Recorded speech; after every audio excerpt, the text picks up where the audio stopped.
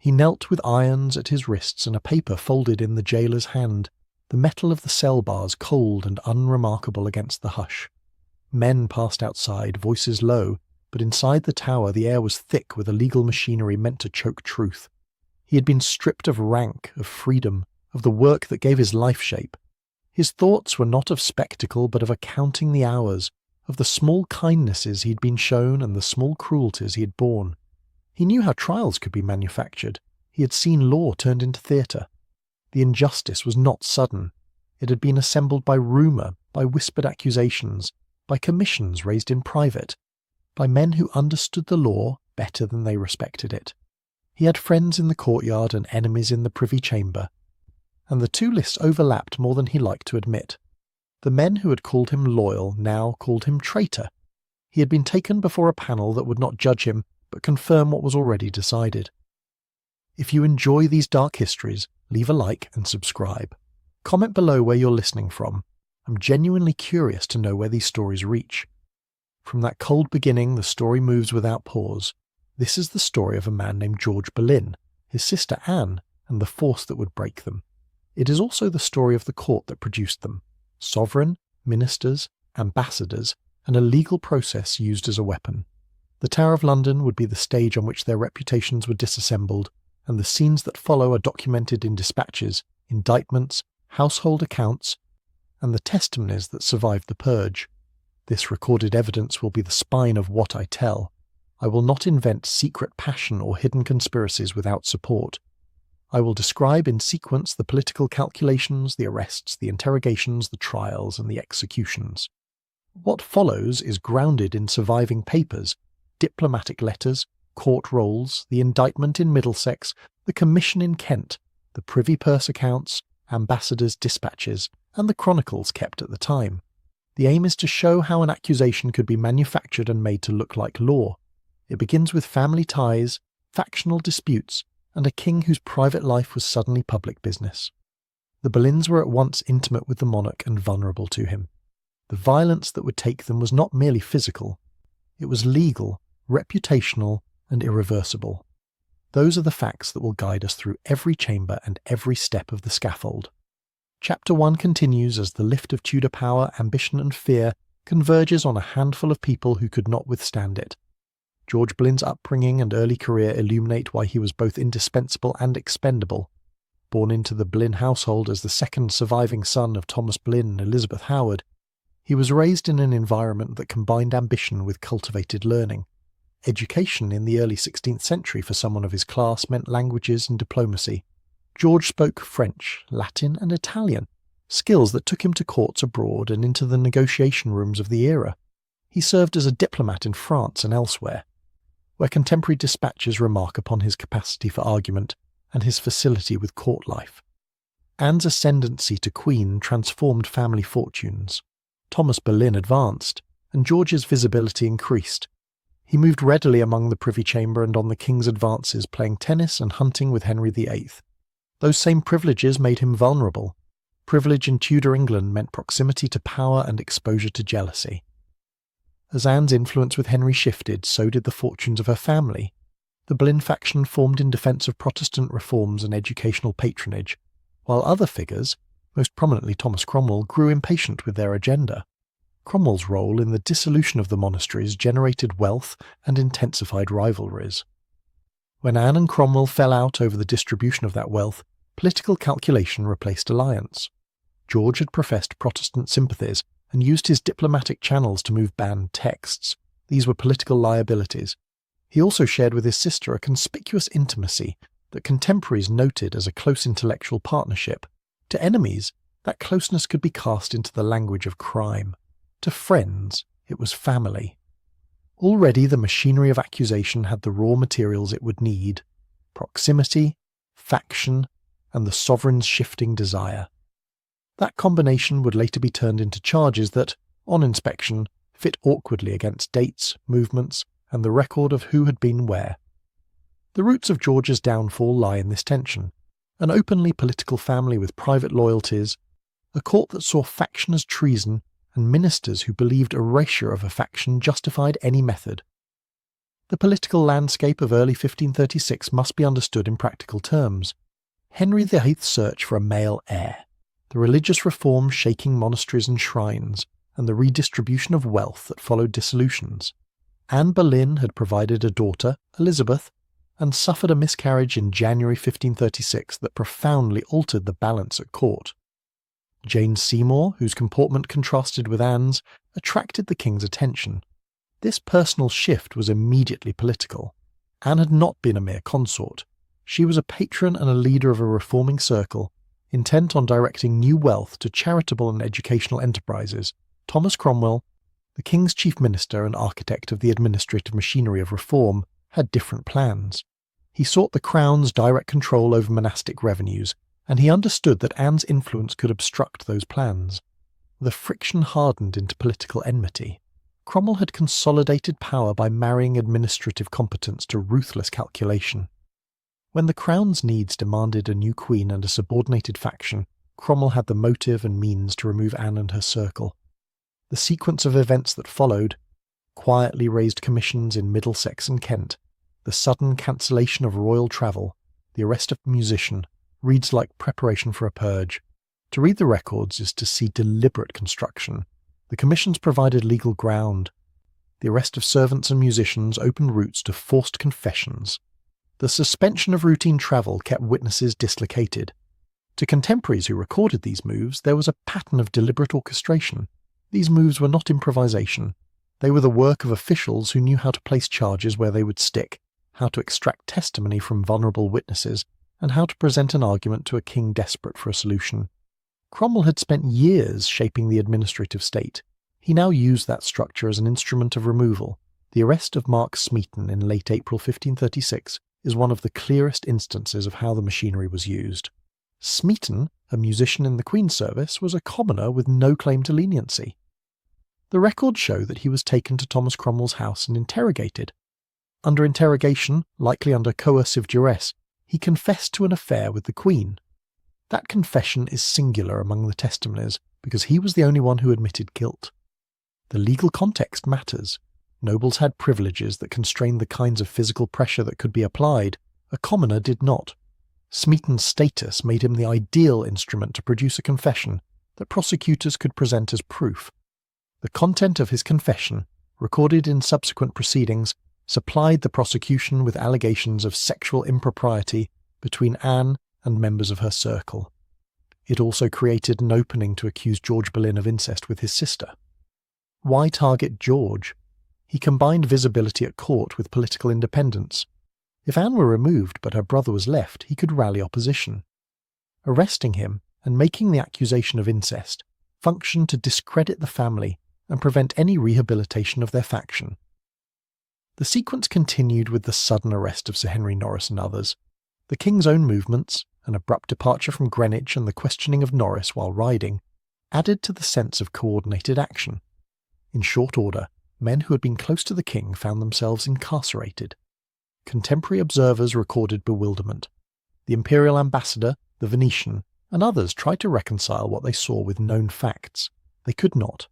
Their dispatches reflect the tension between what the court presented and what was plausible. For those who watched closely, the pattern suggested a legal operation designed to produce a political outcome. On May the 2nd, the arrests accelerated.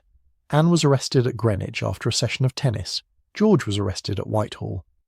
There is debate among historians about why George was at Whitehall when the court was elsewhere.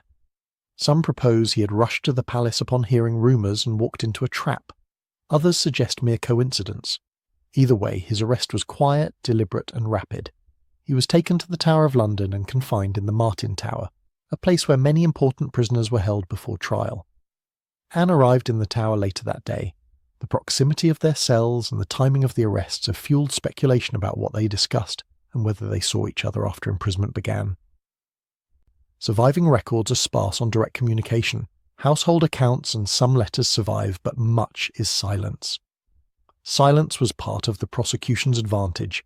It prevented public defence from forming and allowed prosecutors to control the narrative through indicted commissions and extracted confessions. Those commissions, formally directed to investigate alleged offences in Middlesex and Kent, supplied the legal frame. The indictments that eventually emerged set out dates and alleged behaviours, dates that, when examined against household records and diplomatic correspondence, often do not align. That misalignment is an important point. The indictments had the force of law in the moment, irrespective of their factual consistency. The court at Westminster Hall and the special commissions that tried the accused were instruments designed to make accusation appear as adjudication. They fulfilled a political rather than judicial role. The indictment against George Boleyn accused him of incest with his sister, using explicit phrases about kissing, presenting jewels, and specific dates in November and December 1535 and early January 1536. It also accused Anne and George of compassing the king's death, a treason charge that carried extreme penalties.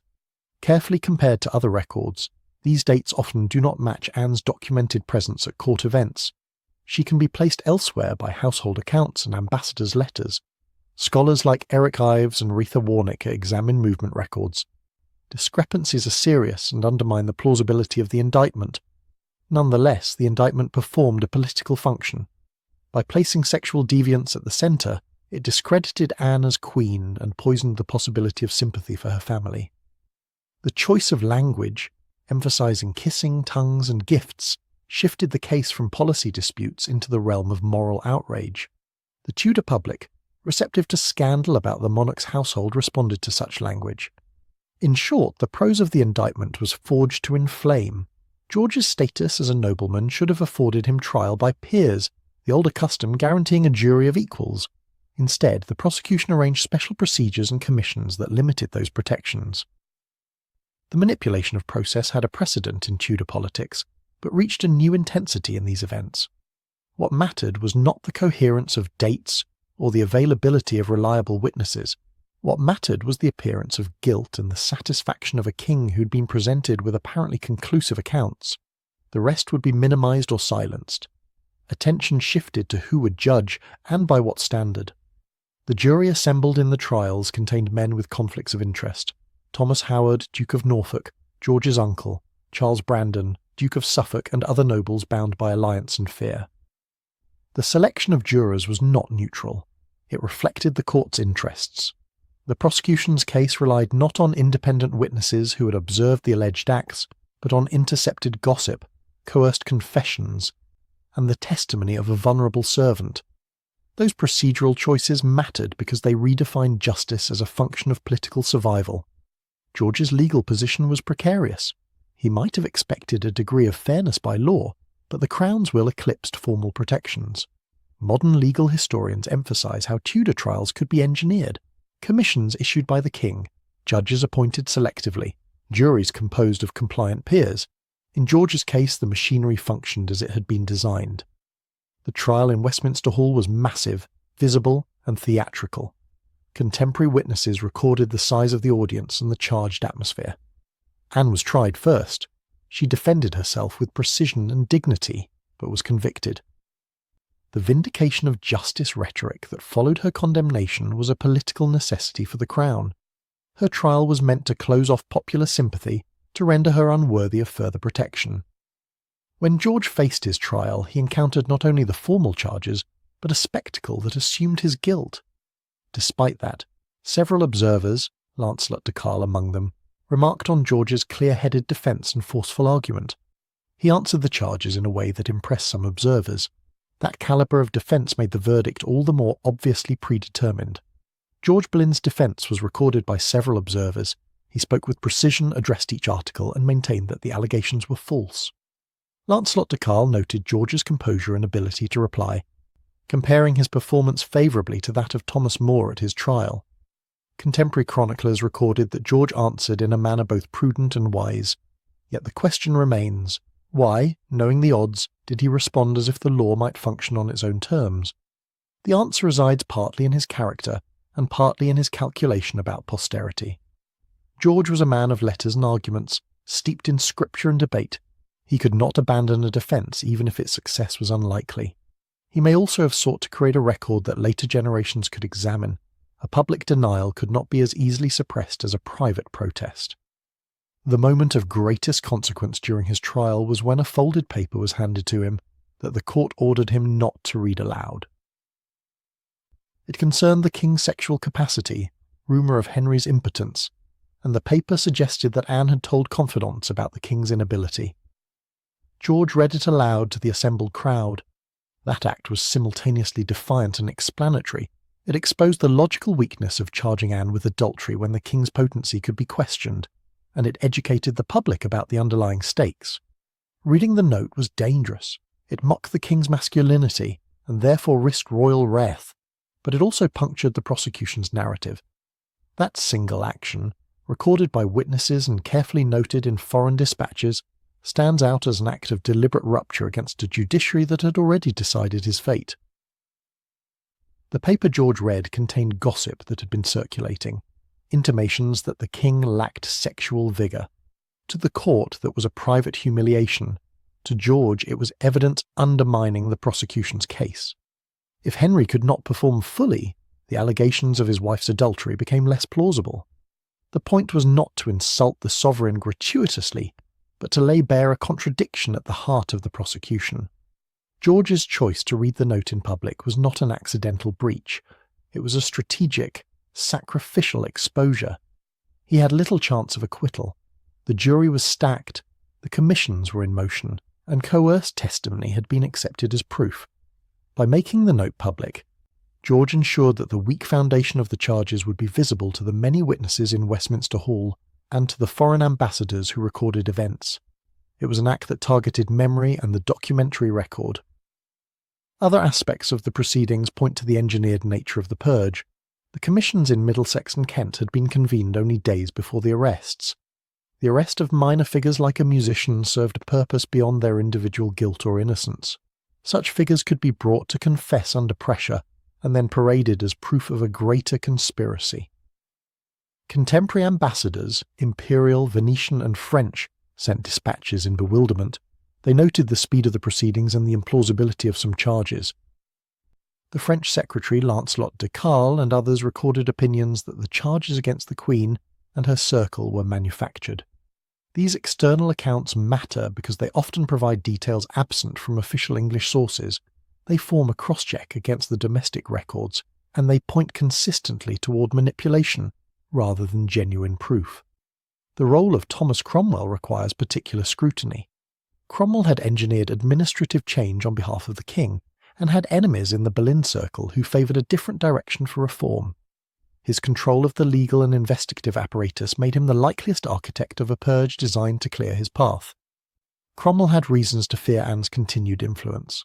Her faction proposed spending monastic wealth on grammar schools and church reform in ways that might limit ministerial flexibility.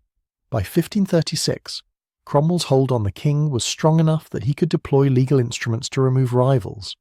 That does not, in itself, establish motive for fabricating incest charges, but when combined with the pattern of arrests, the choice of witnesses, and the predisposition of jurors, Cromwell's involvement looks like a deliberate use of the law as a political weapon. The prosecution's reliance on coerced testimony amplified this effect. In Tudor courts, extraction of confessions from socially vulnerable figures, servants, musicians, and household staff, was a practical method of producing evidence.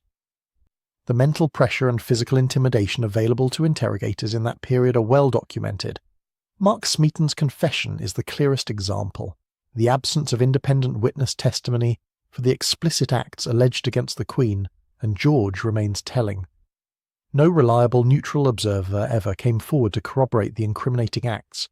Instead, the case rested on patterns of proximity and on suggestive but inconsistent dates. Those signatures of construction are what modern historians point to when they argue that the incest charge was invented to destroy a faction and to provide a legal pretext for the Queen's removal. The figure of Jane Boleyn, George's wife, has long been treated in popular accounts as the woman who betrayed her husband. That interpretation is both emotionally satisfying and historically flimsy. The surviving letters and the contemporaneous records show Jane Parker writing consolations to her husband and acting as a mourner for Anne after the executions. The image of betrayal grows from later sources that lack the contemporaneous corroboration found in household rolls and letters. Modern historians, Julia Fox among them, have challenged the idea that Jane testified against George. The evidence suggesting she did is weak, inconsistent, and often originates in retrospective narratives rather than trials records. Jane's actual position was precarious. As a noblewoman, she was bound to her husband's fortunes, but she was also part of the broader court network that could be punished for association. Her letters during George's imprisonment are tender and anxious, and she sought to intercede on his behalf. The myth of a vengeful wife endured, because it spoke to a broader moral desire to make personal scandal the engine of political catastrophe. But the sources push against that tidy explanation. Instead, Jane's actions depict a woman trying to salvage what she could in a situation shaped by larger forces.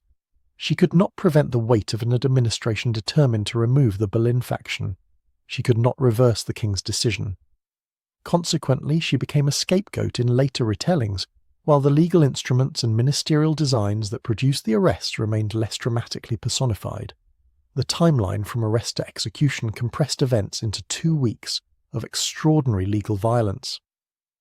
George spent 13 days in the Tower, time enough to contemplate and to prepare a defence, but not long enough to reform the political tide.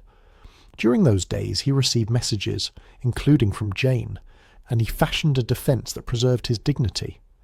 Meanwhile, the king's administration pushed trials forward with a speed designed to prevent public outcry from developing into opposition.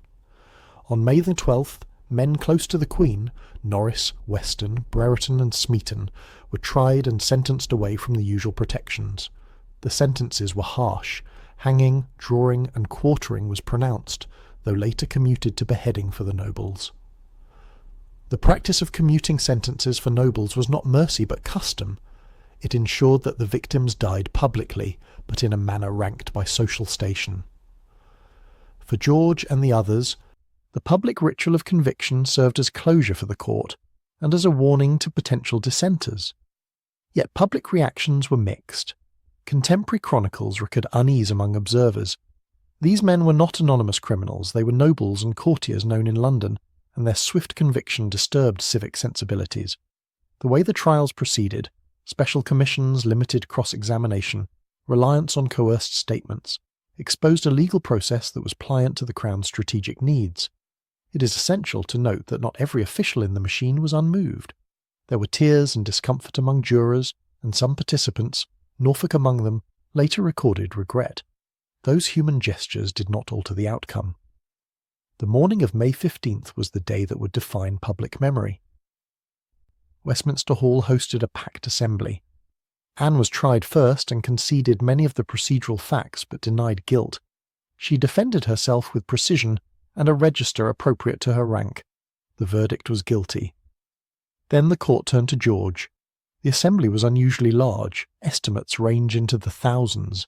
The trial could not be private procedure because the Crown needed spectacle to complete the purge.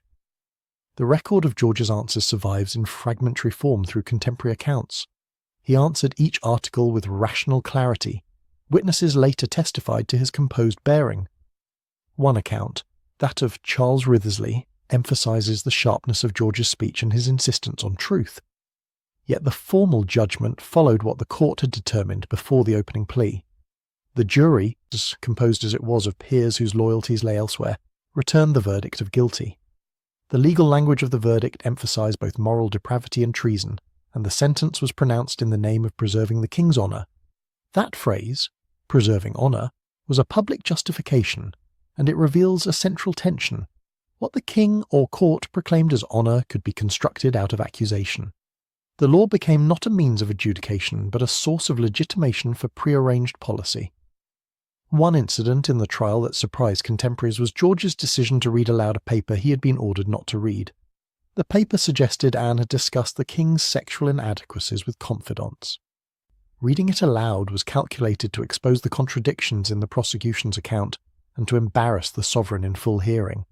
Foreign secretaries wrote that the act was audacious and that it had the effect of rendering the proceedings absurd to those who recognised the king's private difficulties. For George, the choice was existential.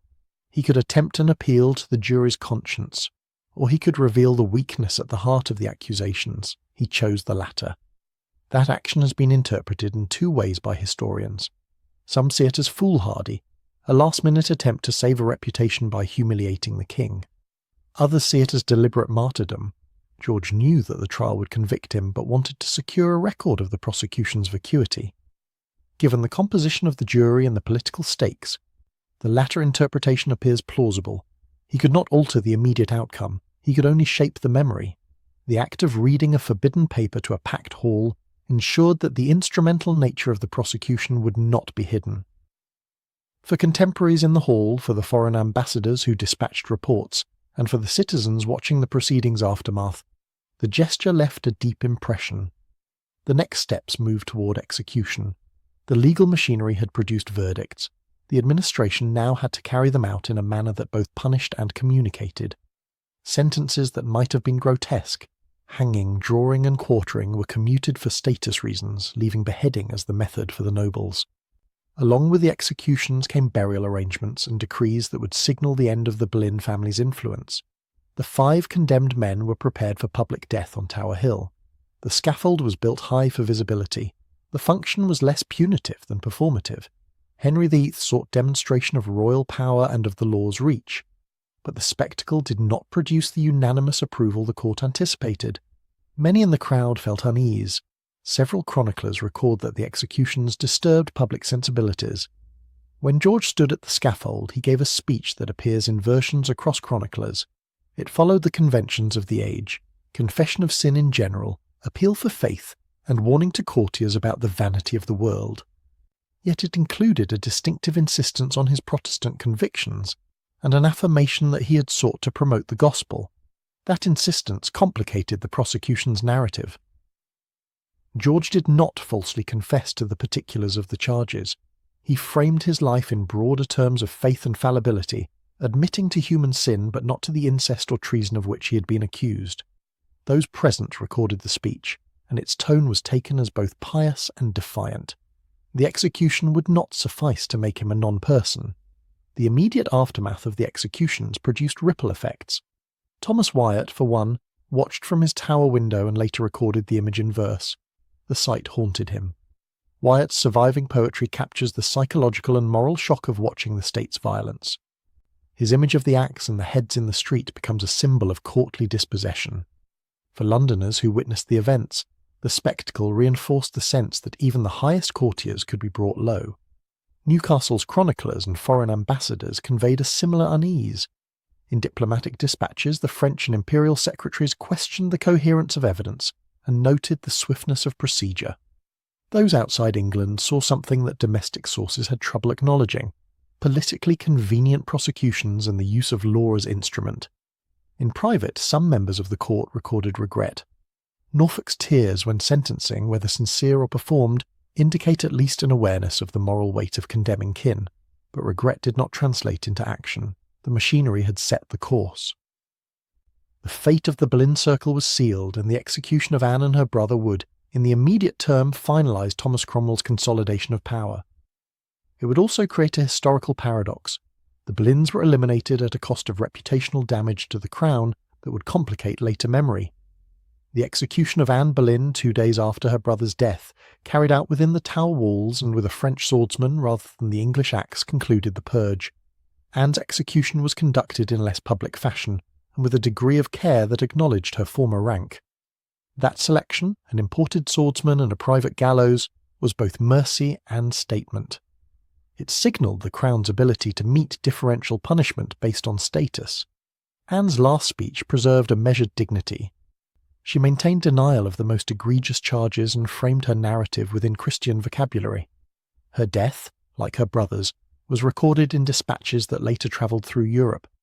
In diplomatic circles, the question that remained was simple. Were these acts of statecraft or acts of injustice? The evidence that has survived strongly suggests the latter. Anne's removal opened the path for Jane Seymour's elevation and advanced Cromwell's immediate designs.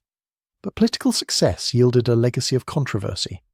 Historians have long argued that the charges against Anne and George were legally engineered rather than proven by independent facts.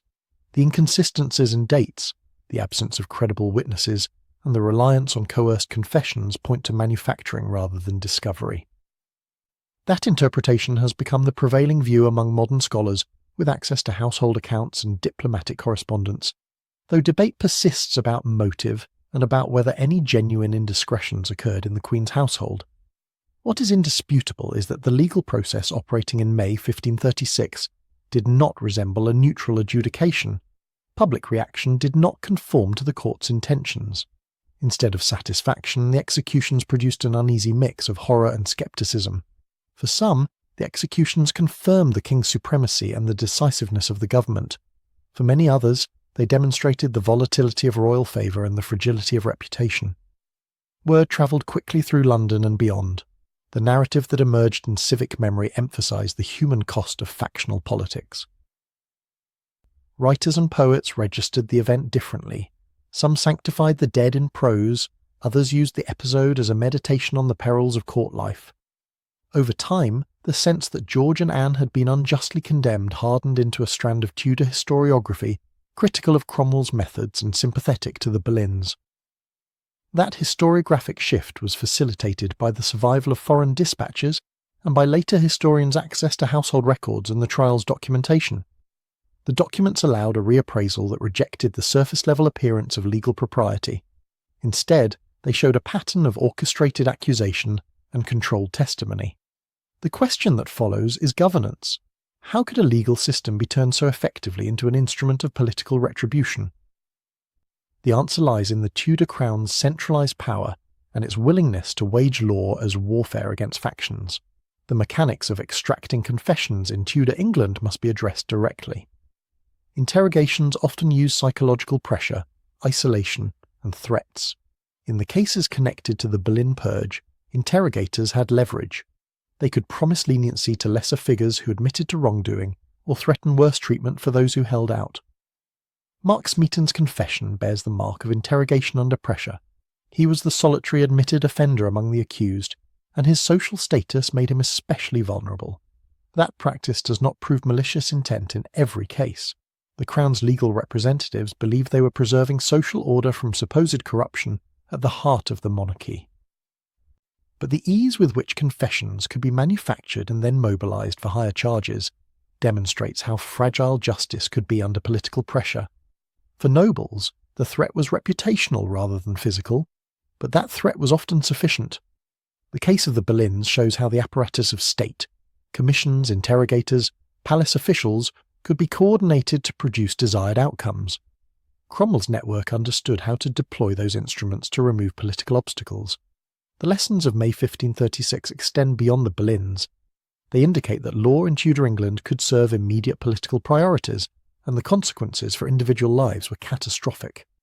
The archival residue, letters, trial rolls, and ambassadors' notes enables reconstruction of those methods and reveals why modern historians see the purge as engineered rather than emergent. Evidence matters. The indictment's specific dates often conflict with household records and embassy dispatches. Eric Ives and others compiled itineraries showing Anne's movements on the dates alleged in the indictments, and those itineraries do not consistently support the charges. Contemporary accounts from ambassadors at the French and imperial courts show scepticism and detail the compressed timing of commissions and arrests. The way the prosecution presented the sequence of events in Middlesex and Kent ignored available records. That selective presentation of evidence is a crucial sign of fabrication. Moreover, the use of special commissions rather than customary trial by peers for certain accused reinforced the administration's grip. The legal exceptions that were carved out for this purge demonstrate a willingness to sidestep traditional protections when convenience required it. The Boleyn case thus became a test for the limits of royal power and the vulnerability of nobles' legal privileges. The conclusion of many historians is clear. The charges were not substantiated by credible, corroborated evidence, and were instead a political construct. The result was fatal for George Boleyn and lethal for Anne.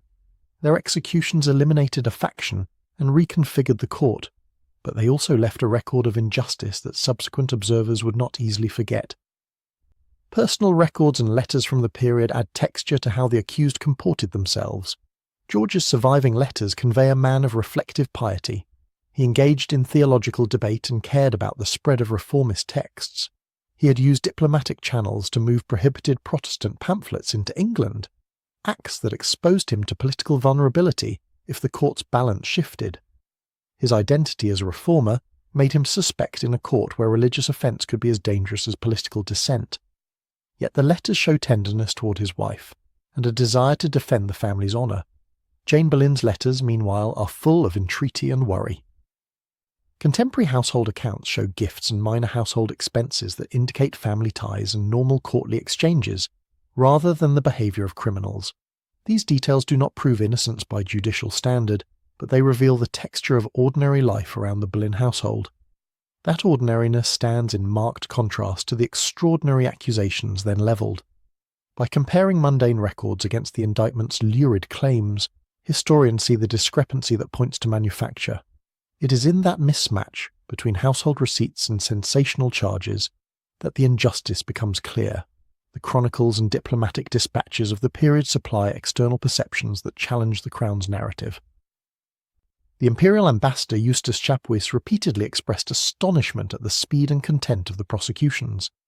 He reported rumours and his own interpretations back to the emperor, but never found the evidence to corroborate the incest charges. Lancelot de Carle's long poem-cum account written for the French court presented a damning picture of the events and insisted the charges were baseless.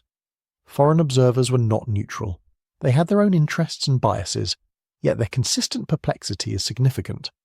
Those dispatches acted as a contemporary check on English official accounts, and later served historians as crucial source material. They documented the reactions of an international community that could not reconcile the legal language of the indictments with the record of the accused men's public conduct. The resulting historiography draws heavily on those foreign reports, precisely because domestic records were often instruments of the administration. Combining household documents and foreign dispatches allows a more reliable reconstruction of what likely happened. The cultural frame of Tudor justice helps explain why the purge was possible. In a monarchy where personal favour determined fortune, a king's private preferences could be transformed into public policy instantaneously. The rule of law existed, but the king's prerogative could bend it. Ministers like Cromwell understood the leverage existing in administrative reform and could enact commissions to pursue political goals under legal cover. The public could be persuaded by spectacle and by the moral framing of accusations. Charge sex and deviance and you shape popular moral outrage. Charge treason and you remove legal protection. The combination of moral and legal framing made prosecution efficient. That is a structural lesson rooted in institutions, rather than personalities alone. Individuals acted within a system that permitted legal instruments to be applied selectively. The Boleyn Purge is a case study in how institutional design enables political purges. The individuals most responsible, Cromwell, the king, and their immediate advisers, used the levers available to them with grim effectiveness. After the executions, the Crown proceeded to erase and reframe. Anne's marriage was declared null and void. Elizabeth's legitimacy was temporarily revoked. The effect was to rewrite precedent and to manage dynastic succession quickly. The legal acts that followed the executions were as consequential as the executions themselves. They regulated inheritance, patronage, and memory. For the Boleyn family, the damage was comprehensive: loss of offices, confiscation of certain properties, and a tarnishing of reputation that impeded later rehabilitation. Yet rehabilitation did occur, slowly and unevenly. Elizabeth, once on the margins of legitimacy, would become queen and would in certain acts restore her mother's memory by reversing previous decrees. The arc from purge to rehabilitation underscores the contingency of reputation. It also reveals how statecraft can create temporary legal facts that later claim reversal. In the immediate aftermath, though, the surgical objective was achieved. Cromwell's enemies were removed, Jane Seymour was installed as queen, and the court stabilised under a different configuration. The human cost remained, and the archival traces of that cost sustained later historians' judgments. Consider George Boleyn's final words and actions as an interpretive key. On the scaffold he acknowledged sin in broad terms but did not concede to the specific acts alleged. His words warned courtiers against flattery and vanity and affirmed his Protestant convictions. He framed his death as a moral lesson and an admonition to those around the throne. That posture fits a man who understood the politics of reputation and the use of public performance. By aligning himself with reformist piety, he reclaimed moral authority even as the court stripped him of legal standing. Contemporary accounts of his speech were recorded and disseminated. They protected his memory in ways the court could not remove. In effect, George's final act was to secure a moral counter-narrative that outlived the political purge. For the public and for later readers, those words made it difficult to accept the simple narrative of criminal depravity the prosecution had offered. Instead, they supplied a moral complexity that questioned the premises of the trials themselves. The burial of the executed men at St. Peter ad Vincula within the Tower's chapel is a final administrative footnote with symbolic weight. Burials in that chapel were reserved for those whose lives had been bound up with the court's affairs. They were neither anonymous paupers nor saints in shrines. The interment of George and the others there placed them in a liminal memory, honoured enough to be buried within the Tower yet condemned publicly. The duality is appropriate to their legal status, convicted traitors, yet former courtiers of distinction. The site became a locus of memory for those who later questioned the justice of May 1536. Poets, chroniclers, and later historians visited or wrote about the chapel, noting the incongruity of the graves. The physical facts, the stone, the place, the funerary rites, endure as a material record that contrasts with the legal rhetoric of their condemnation. Those material traces helped later generations read the events with skepticism and empathy. Memory and material evidence combined to sustain a counter-history to the official narrative. The long-term political consequences were complex. In the short term, Thomas Cromwell strengthened his hand and orchestrated a succession that favoured his administrative ambitions. Jane Seymour's marriage to Henry the Roasty stabilised the court for a time and produced the male heir the king desired, albeit one who did not survive his father. But the means by which Cromwell secured his position created enemies and resentments that would later be his undoing. In 1540, Cromwell himself was executed on charges that bear the stamp of political calculation and legal engineering. His fall underscores a recurring theme. The instruments of political purge are often turned back on their makers. Cromwell's success in 1536 did not guarantee his survival. The same combination of royal caprice and factional rivalry that removed the Boleyns would later remove him. The Tudor court functioned as a revolving theatre of favour and condemnation. The moral is institutional. Systems that permit law to be used as political weapon will produce cycles of purge and retribution. Historiography of the Boleyn affair reflects changing attitudes toward evidence and toward the role of ministers like Cromwell. Early chroniclers recorded events with political biases. Later historians with access to archival evidence reconstructed timelines and countered the most sensational claims. The consensus among serious modern scholars is that the incest charge lacks credible corroboration, and that the prosecutions were politically motivated. But historians continue to debate degrees of culpability and the relative agency of Henry Cromwell and others. Some argue that Henry's personal motives, his desire for a male heir, his impatience with Anne's influence, were primary. Others stress Cromwell's administrative opportunism. The truth is likely a composite, a king motivated by dynastic anxiety, a minister who could produce legal instruments, a factional rivalry that escalated, and a series of tactical decisions that culminated in legal spectacle. The archival record supports this multi-causal view. Beyond politics, there are human stories that paperwork obscures. The Boleyn family suffered deeply. Thomas Boleyn lost reputation and hope. Elizabeth Howard suffered the loss of daughter and son by public legal means.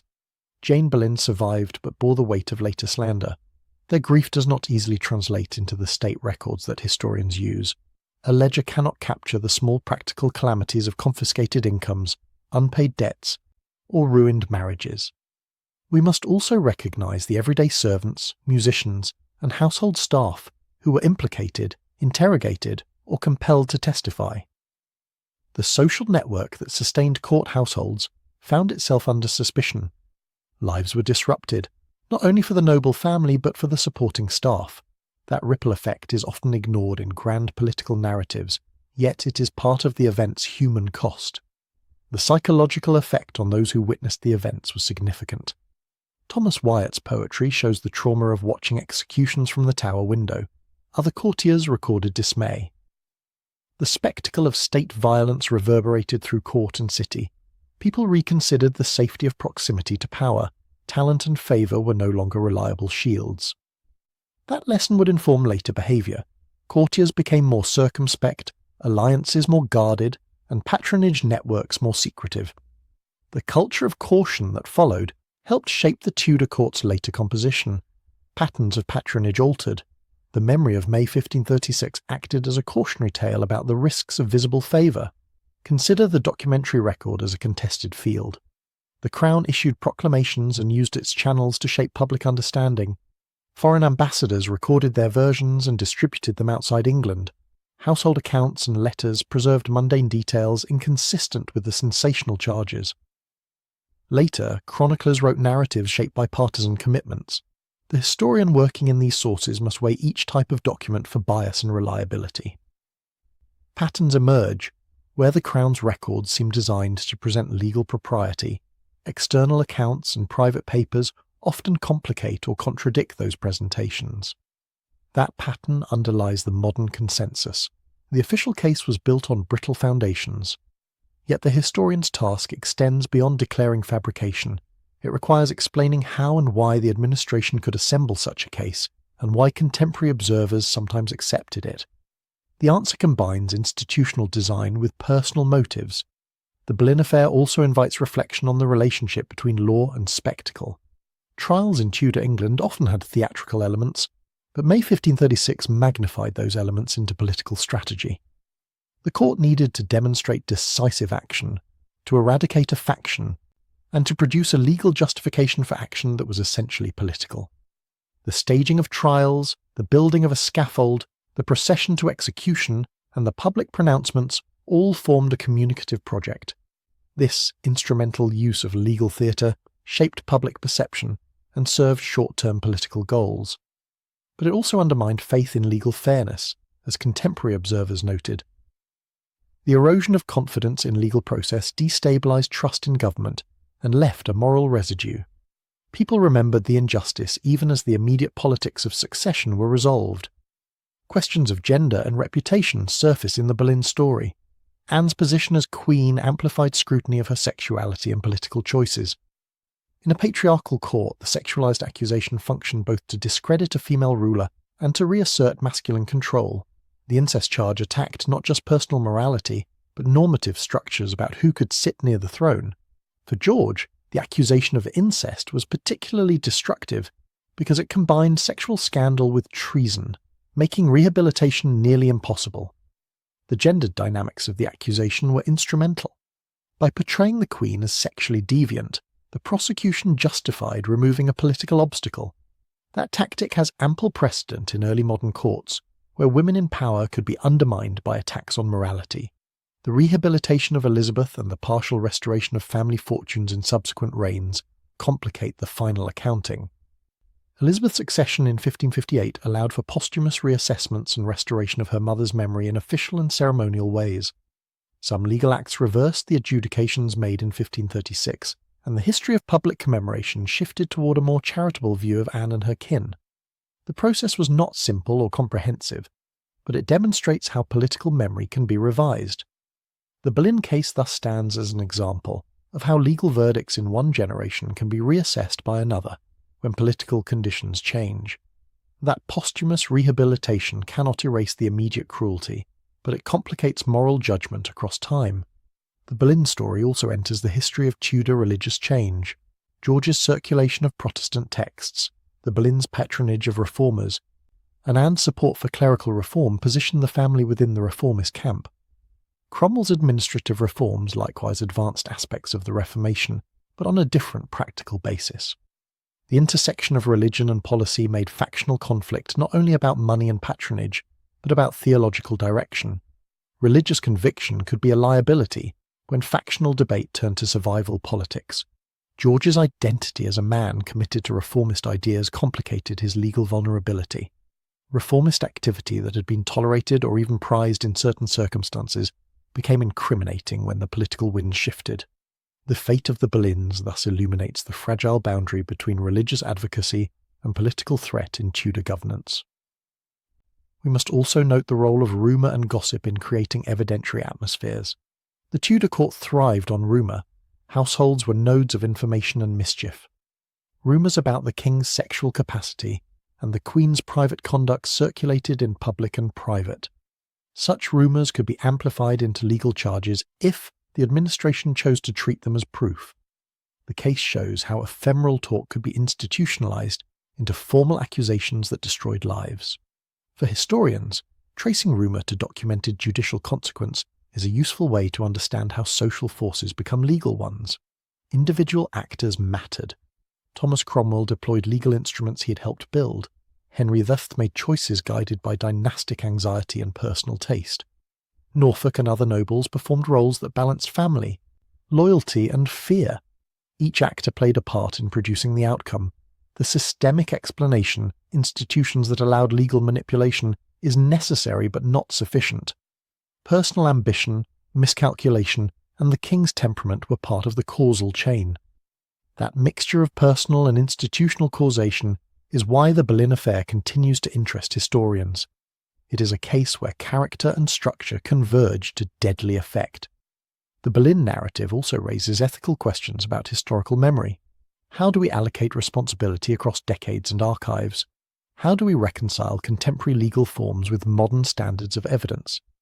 The historian must avoid presentism, yet demand rigorous evaluation of the sources. In the Boleyn case, a careful reading of trials, itineraries, household records, and diplomatic dispatches supports the conclusion that the incest and treason charges were manufactured to achieve political ends. That conclusion does not turn the accused into immaculate martyrs. It places them within a world of contested values and brutal politics. The duty of historical writing is to lay out the evidence and the reasoning so readers can see how conclusions are reached. The final lessons are sober.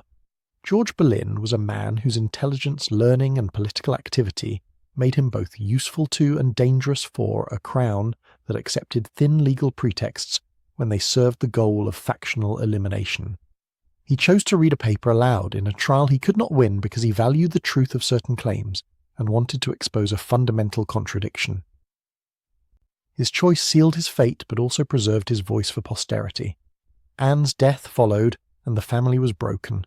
The purge achieved an immediate political result, but at a cost to the moral authority of the court. Thomas Cromwell's ascendancy was temporary. He too would later fall to the same instruments he had used. The cycle continued as a pattern in Tudor governance. In the cold ledger of history, the Boleyn purge registers as an example of legal violence administered for political ends. The indictments, the coerced confessions, the composed jury, the staged trial, and the public executions combined to accomplish a political cleaning. Yet the human testimony, the letters, the speeches from the scaffold, the poetry of witnesses like Thomas Wyatt, and the diplomatic dispatches refuse to let the events become simple. They insist on the complexity of culpability and the tragedy of lives destroyed by systemic calculation. The final image is not theatrical flourish, but sober fact. George Boleyn chose to die speaking what he believed to be the truth. That choice left a record that questions the legitimacy of the process that condemned him. The executions removed a faction and rearranged succession, but they also left a stain on the mechanisms of royal justice. Over time, memory partially restored reputations, and the arch of history judged the episode as a miscarriage. The dark reflection is this: systems that permit law to be bent by preference and faction will produce injustices whose reverberations last long after the scaffold is gone.